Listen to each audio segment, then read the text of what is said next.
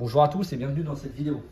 Donc aujourd'hui, je vais vous montrer comment on perce un cylindre de porte de façon à pouvoir l'ouvrir lorsqu'il est verrouillé et qu'on n'a pas la clé par exemple, qu'on a égaré. Donc pour commencer, on va prendre un marteau, un pointeau et on va venir marquer l'emplacement où on souhaite percer. Donc nous, on souhaite percer juste en dessous du rotor. Le rotor, c'est la partie où on met la clé, la partie qui fait une rotation. Voilà. On fait juste un marquage. Là, c'est l'endroit où on va percer. Et pourquoi on va percer le rotor? Je vous montre. J'en ai un là. Le rotor, il ressemble à ça, vous voyez.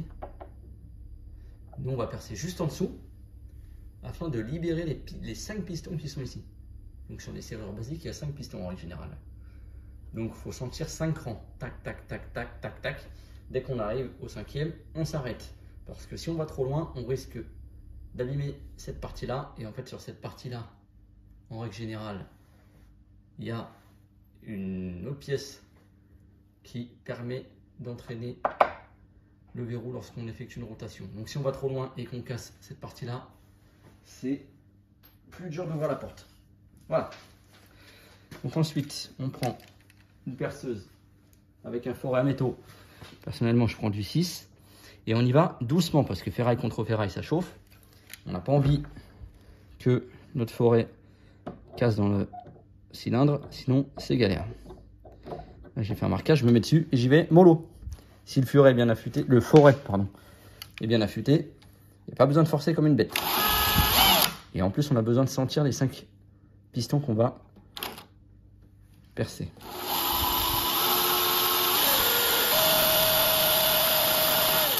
Vous voyez, on y va doucement. Personnellement, je lubrifie pour éviter que ça chauffe de trop avec du WD-40 ou un autre lubrifiant quelconque. On y va. Là, je suis en train d'attaquer la partie, entre guillemets, superficielle du cylindre. Et vous allez voir que dès qu'on arrive sur un piston, le bruit change. Et de toute manière, on sent un coup avec la perceuse.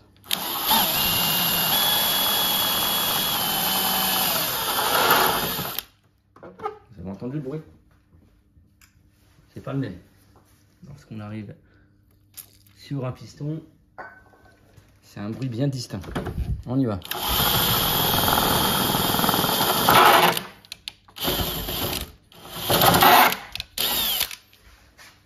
Donc je suis en 6, hein, c'est normal, ça accroche un petit peu.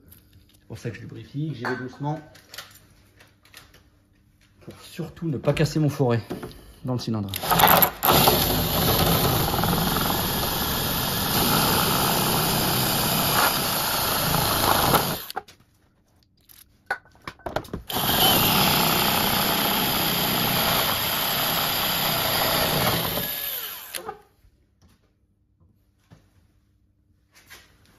On peut s'arrêter, regarder où on en est, voir si on voit encore un piston, il n'y a pas de problème.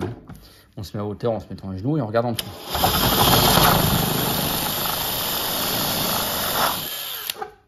Ne vous inquiétez pas, si vous n'arrivez pas à sentir à quelle goupille vous en êtes, etc., il n'y a pas de problème. Vous pouvez y aller doucement et ne pas faire d'erreur que d'y aller comme une brute. Donc là, on prend un petit marteau, on tape sur la serrure pour faire tomber des morceaux de piston qu'on a percé avec qu'on a détruit avec la perceuse. Regardez. Oui, c'est ça qu'on détruit. Attendez. Si on les laisse dedans, ça empêchera la rotation du rotor. Donc on les enlève.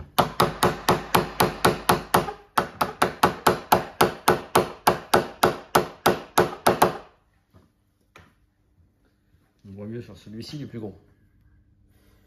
Voilà. Vous voyez, si on laisse ça dedans, ça ne pourra pas tourner. Donc là, par exemple, j'en ai fait tomber un, mais il est trop long pour passer dans le trou. Il n'y a pas de problème. Du coup, en gros, il est debout dans le trou. Donc là, je reprends la perceuse et je vais le percer. Je vais le détruire.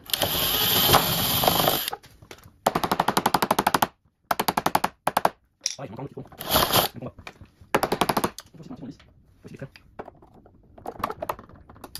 Il est double, tu vois. Voilà.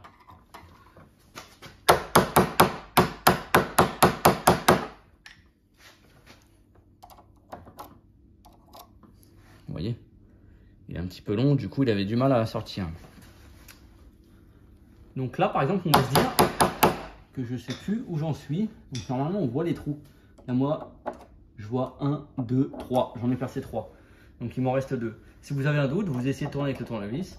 Ça tourne pas. Ça veut dire qu'il reste soit un piston, soit un morceau de piston. Donc là moi je vois qu'il y a 3 trous. J'en suis à 3, il m'en reste 2. Je lubrifie. Et j'y vais, doucement.